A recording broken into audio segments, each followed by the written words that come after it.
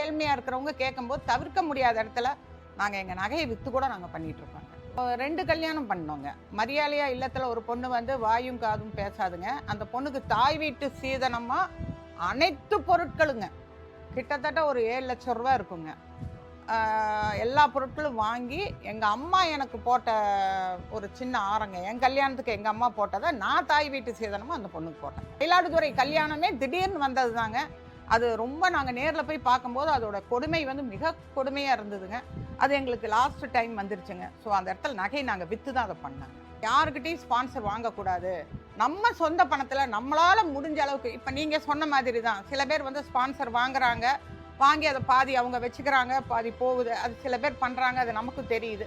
இது கேபிஒய் பாலாவை பற்றி நான் நிறைய கேள்விப்பட்டிருக்கேங்க. அவர் நிறைய செஞ்சுருக்காரு. அவர் நேர்லேயும் நான் மீட் பண்ணியிருக்கேங்க. பட் அவர் செய்கிறது வந்து நான் தப்புன்னு சொல்லவே மாட்டேன். இப்போ நான் செய்கிறதே நான் எடுத்து நான் வீடியோ போடுறேன். நம்ம எதுக்கு நாங்கள் அந்த வீடியோ நாங்கள் போடுறோம்? எங்களை பார்த்து 4 பேர் செய்யட்டுங்கிறதுக்காக தான் நாங்கள் போடுறோம். இன்னொன்று பார்த்தீங்கன்னா, இப்போ சமூக சேவை செய்கிறவங்களுக்கு விருது கொடுக்குறாரு. ஏன் சிஎம் அவரே நமக்கு விருது கொடுக்குறாரு சமூக சேவை செய்கிறதுக்கு. எல்லா அமைச்சர்களும் விருது கொடுக்குறாங்க. அது எப்படி கொடுக்குறாங்க? நம்ம வீடியோவை பார்த்து 4 பேர் அதை ரெக்கமெண்ட் பண்ணுறதுனால தான் கொடுக்குறாங்க. ஸோ அது வந்து வீடியோ எடுக்கிறத வந்து நான் தப்பே சொல்ல மாட்டேங்க. இது வந்து பல விமர்சனங்கள் எனக்குமே தான் வந்தது. நீங்கள் வந்து ஒரு கைக்கு செய்கிறது ஒரு கைக்கு தெரியக்கூடாது, நீங்கள் செய்கிறத வீடியோ போடுறீங்களேன்னு. நான் செய்கிற வீடியோவை போட்டு அதன் மூலமாக வந்து நிறைய பேர் வந்து சர்வீஸ் பண்ணிகிட்டு இருக்காங்க. அவங்களே நான் வேணால் நீங்கள் கேட்டிங்கன்னா ஆதாரபூர்வமாக அவங்களே நான் உங்களுக்கு சொல்லுவேன். அதனால் கேபிஒய் பாலா செய்கிறது வந்து நான் தப்புன்னே சொல்ல மாட்டேன். திருப்பூரில் பார்த்தீங்கன்னா மெயினாக மாற்றுத்திறனாளிகளுக்கு வாழ்வாதாரத்துக்கு பண்ணிகிட்ருக்காங்க. அப்புறம் திருநங்கைகளுக்கும் பண்ணிகிட்ருக்கோம். ஏன்னா எல்லா திருநங்கைகளையும் நம்ம குறை சொல்ல முடியாதுங்க. 1-2 பேர் செய்கிற தவறுகள்னால எல்லாருமே நம்ம அவங்களும் வந்து ஹோட்டல் வச்சு இது நடத்துகிறாங்க, நிறையா இது பண்ணிகிட்ருக்காங்க. அதுக்கு வந்து உதவிகள் நாங்கள் பண்ணிகிட்ருக்கோம். விதவை பெண்கள், கணவனால் கைவிடப்பட்ட பெண்கள், இவங்களுக்கெல்லாம் வந்து வாழ்வாதாரத்துக்கு மெயினாக நாங்கள் என்ன செய்யணுமோ செஞ்சிட்ருக்கோங்க. அதுவும் எப்படின்னா, நேரில் போய் யார் என்ன ஃபோன் பண்ணாலும் அவங்கள நாங்கள் வர வைக்கிறது இல்லைங்க. அவங்க எந்த ஊராக இருந்தாலும் அந்த ஊருக்கு நாங்கள் நேரில் போய் அது பொய்யா உண்மையா அப்படின்னு ஆராய்ஞ்சு அது உண்மையாங்க இருக்கிற பட்சத்தில் ₹1 பணம் கூட நாங்கள் கையில் கொடுக்க மாட்டோங்க. அவங்களுக்கு தேவைங்கிற உதவிகள் எல்லாமே நாங்கள் செய்கிறோங்க. அதே மாதிரி ஸ்கூல் காலேஜஸ் இதுக்கெல்லாம் வந்து நாங்கள் அந்த காலேஜுக்கும் ஸ்கூலுக்கும் நேரடியாக பணம் கட்டிடுறோம். போய் நம்ம யாராக இருந்தாலும் வந்து இப்போது நம்ம இங்கேருந்து அனுப்புகிறோம், அந்த அனுப்பாமல் நேரடியாக போய் நம்ம கையால் அவங்கள கொடுத்து அதை அவங்க பார்த்து ஆனந்தப்படுறத அவங்க நல்லபடியாக செய்யணும். முக்கியமாக ரொம்ப முடியாமல் கஷ்டப்படுறவங்களுக்கு வாழ்வாதாரத்துக்கு கண்டிப்பாக அவங்க செய்யும். ஏன்னா இப்போ நானுமே ஆரம்பத்தில் பார்த்தீங்கன்னா மளிகை ஜாமான்லாம் வாங்கி கொடுத்துட்டு இருந்தேங்க. இந்த மாதம் நான் வாங்கி கொடுத்தா இன்னொரு மாதம் இன்னொருத்தவங்க வாங்கி கொடுக்குறாங்க. இப்படியே தான் போகுது. பட் அவங்களுக்கு வந்து ஒரு வாழ்வாதாரத்துக்கு ஒன்று கொடுத்தோம்னா, இப்போ பார்த்தீங்கன்னா நாங்கள் ஈரோடு பருவாச்சிங்கிற ஊர்லங்க அந்த தம்பிக்கு கால் 2 வராதுங்க, தவழ்ந்து தான் போவார். அவர் வந்து வாழ்வாதாரத்துக்கு கேட்டிருந்தாருங்க. போய் பார்த்தோம். பார்த்துட்டு இங்கேருந்தே ஒரு பெட்டி கடை ஒன்று செஞ்சுங்க, லாரியில் கொண்டு போய் அங்கே இறக்கி அந்த தம்பிக்கு வேணுங்கிறதெல்லாம் பண்ணி ஒரு பெட்டி கடை ஓப்பன் பண்ணி கொடுத்தாங்க. இன்றைக்கி அந்த தம்பி அந்த பெட்டி கடையில் சம்பாரிச்சுங்க ஒரு ஃப்ரிட்ஜு ஒரு டிவி வாங்கியிருக்காருங்க. அது எனக்கு அவ்வளோ மிகப்பெரிய சந்தோஷமாக இருக்குதுங்க. அதனால நம்ம வந்து அவங்களுக்கு ஒரு வாழ்வாதாரத்துக்கு கொடுத்துட்டோம்னா லைஃப் லாங் அவங்க நல்லா இருப்பாங்க. திருப்பூரில் ஒரு பொண்ணுக்கு வந்து நாங்கள் தையல் மிஷின் வச்சு கொடுத்து அந்த பொண்ணு வந்து இப்போ கிட்டத்தட்ட ஒரு 7-8 மிஷின் வச்சு ரன் பண்ணி அவங்க சம்பாரிச்சிட்டு இருக்காங்க. நாங்கள் இந்த தீபாவளி முடிஞ்சு ஐப்பசி 7 வந்து திங்களூரில் ஒரு பொண்ணுக்கு வந்து ஒரு வீடு கட்டி கொடுத்துட்ருக்காங்க, மாற்றுத்திறனாளி பெண்ணுக்குங்க. ஆமாங்க. அங்கே வந்து நாங்கள் அந்த வீட்டை கட்டி திறக்கிறது தான் இப்போ ஒரு பெரிய ப்ராஜெக்ட்டுங்க நமக்கு. இப்போ உங்களுடைய அறக்கட்டளை மூலமா இத்தனை வருஷத்துக்கு அப்புறம் இந்த அறக்கட்டளை இப்படி கொண்டு போகணும் அப்படிங்கிற ஒரு பிளான் வச்சுருப்பீங்களா? ஒரு செயல் திட்டம் வச்சுருப்பீங்க. அது எந்த மாதிரியான செயல் திட்டம்? ஆம்புலன்ஸ் வந்து எமர்ஜென்சிக்கு இல்லாமங்க A to Z அதுக்குள்ள பொதுவாக எந்த ஊருக்கு வேணாலும் போகிற மாதிரி ஒரு மிகப்பெரிய இது பண்ணணும்னு என்னோட கனவுங்க. ஆம்புலன்ஸை பஸ் மாதிரி விட போகிறீங்க? ஆமாங்க. ஐசியோடங்க. ஆமாங்க. எல்லா ஃபெசிலிட்டியும் அதுக்குள்ள இருக்கிற மாதிரி.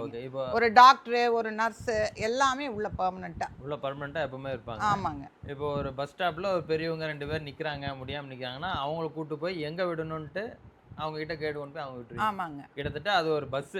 ஆமாங்க. அது ஒரு அரசாங்கம் செய்ய வேண்டியது நீங்க செய்யணும்னு நினைச்சிருக்கீங்க. Very good. ஓகே. இப்போ இது இல்லாம வேற என்ன மாதிரியான திட்டங்கள் வச்சிருக்கீங்க?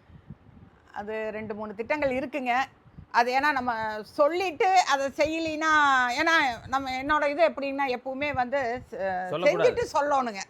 நம்ம சொல்லிட்டு அதை செய்யாம போயிட்டோம்னா அது ஒரு வேல்யூவே இல்லாம போயிருங்க. இப்போ இது வந்துட்டு இப்போ 2025 முடிய போகுதுங்க.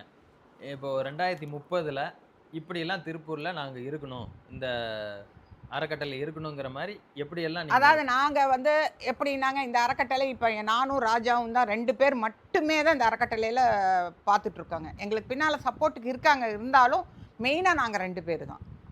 எங்களுக்கு அப்புறம் இது எப்படி ரன் ஆகுங்கிறது எங்களுக்கு தெரியலைங்க. இருக்காங்க. அவங்கள வச்சு நாங்க ரன் பண்ணோணும்.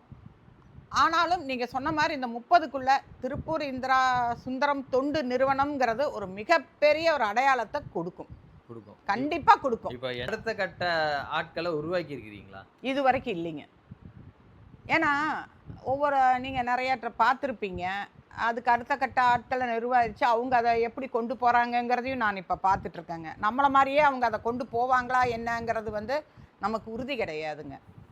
அதனால தான் நான் சொல்றேன் பாருங்க, அந்த 30க்குள்ள நீங்க சொன்ன அந்த 30 எடுத்துக்குவோமே, அதுக்குள்ள எங்களோட பேர் வந்து லைஃப் லாங் நிலைக்கிற மாதிரி நாங்க கண்டிப்பா ராஜாவும் நாங்களும் சேர்ந்து கண்டிப்பா இத பண்ணுவோம். ஓகே. திருப்பூர் மக்கள் வந்து எல்லாருமே வந்து இந்த பொது சேவையில இருக்கிறவங்க, சமூக சேவையில இருக்கிறவங்க எல்லாருமே நல்லது தான் பண்ணிட்டு இருக்காங்க. என்ன கேட்டா அதாவது வந்து சின்ன அந்த கல்லூரியில படிக்கிற பசங்களும் சரி, ஸ்கூல்ல படிக்கிற பசங்களும் சரி, யாரா இருக்கட்டும், அவங்களுக்கு வந்து ஒரு உதவிங்கிறம்போது ஒரு சாப்பாடு என்ன ஒரு ரூ. 30 ரூ. 40 வரும். வாங்கி குடுத்தாலே அதுவே ஒரு மிகப்பெரிய ஒரு தானம் தான். சர்வீஸ் மட்டும் செய்றோம். அதுபோக நாங்க வந்து நெறைய ரீல்ஸ் பண்ணிட்டுருக்கோம். அத பத்தி நெறைய பேர் வந்து நெறைய கமெண்ட்ஸ்லாம் வரும். அது வந்து அதாவது எங்களுக்கும் சில கஷ்டம், நஷ்டம் எல்லாமே எங்களுக்கு இருக்கும். எல்லாமே நாங்க வெளியில எல்லாத்துக்கும் உள்ளுக்குள்ள ஒவ்வொரு கஷ்டங்கள் இருக்கும். அத வந்து வெளியில காட்டாம தான் எல்லாரும் சிரிச்சுட்டு வரோம். அதே மாதிரி தான் நாங்களும். அதனால எங்களோட ஒரு ஹாபி, ஒரு சந்தோஷத்துக்காக நாங்க கிளம்பும்போது ஒரு ரீல்ஸ் போடுறோம். அத யாரும் தவறா நினைக்க வேண்டாம். அதெல்லாம் ஒரு சந்தோஷத்துக்காக நாங்க போடுறது. உங்களுக்கு எப்படி பொருளாதாரம் வருதுங்க? எனக்கு பொருளாதாரங்கிறது வந்து இன்கம் தானுங்க. ரெண்டல் தானுங்க. நாங்க வந்து எந்த பிஸ்னஸும் நாங்க பண்ண கிடையாதுங்க. எங்களுக்கு ரெண்டல் வருதுங்க. அதுபோக நான் தான் உங்கள்ட்ட சொன்னேங்களே, இந்த ரெண்டலை வச்சு பண்ணுவோம். இல்லைன்னா எனக்கு என்னோட ஜுவல்ஸை விற்று பண்ணுறோம். நாளைக்கு ரொம்ப முடியலையா, எனக்கு இருக்கிற இடத்த விற்று கூட நான் பண்ணுவேன் தவிர, நாங்கள் வந்து யாருக்கிட்டையும் ஸ்பான்சரும் வாங்க மாட்டோம். எந்த இதுவும் செய்ய மாட்டோம். கடைசி வரைக்கும் எங்களோட பணத்தில் தான் நாங்கள் செய்வோம். இதில் நாங்கள் வந்து ரொம்ப உறுதியாக இருக்கோம். எல்லா சமுதாய மக்களுமே உங்களுடைய சேவையில் போய் சேருதுன்னு நீங்க பார்த்துருக்கீங்களா?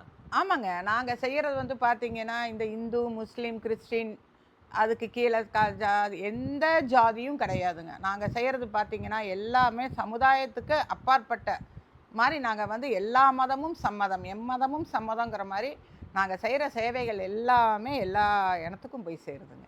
இப்போ வரைக்குமே அந்த பார்வையில தான் போயிட்டு இருக்கு. ஆமாங்க. இப்போ நீங்க சொன்ன மாரி அந்த 2030ல இன்னும் இந்திரா சுந்தரம் அறக்கட்டளை பார்த்தீங்கன்னா, இத விட இன்னும் மென்மேலும் வளரணும் அப்படிங்கிறதுல நம்ம திருப்பூர் ஜங்ஷன் சார்பா உங்களுக்கு வாழ்த்துக்களையும், பாராட்டுக்களையும் தெரிவிச்சுக்கிறோம். ரொம்ப நன்றி. மிக்க நன்றிங்க.